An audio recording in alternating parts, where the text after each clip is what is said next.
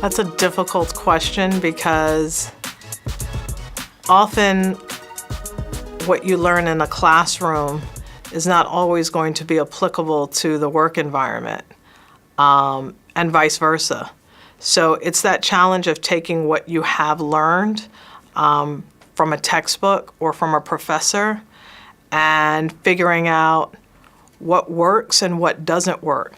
Because politics is it's such an amoeba, and it's consistently changing and moving. It was once thought that really only sectors like technology were that way.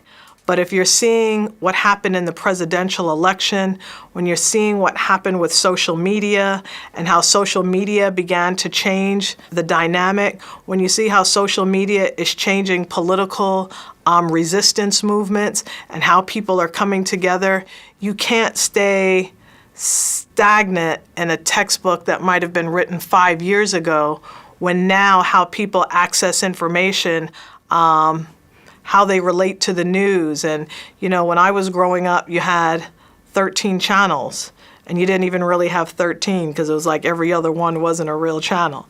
So it's like you go from having 6 or 7 channels to having thousands.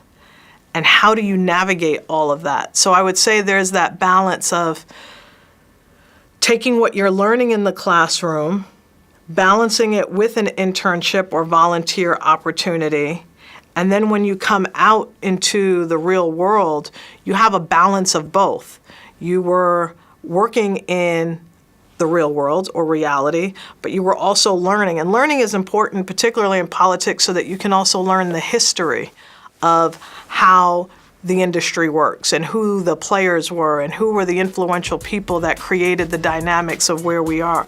It's important to have that background and that you know your stuff when you're coming into any work environment.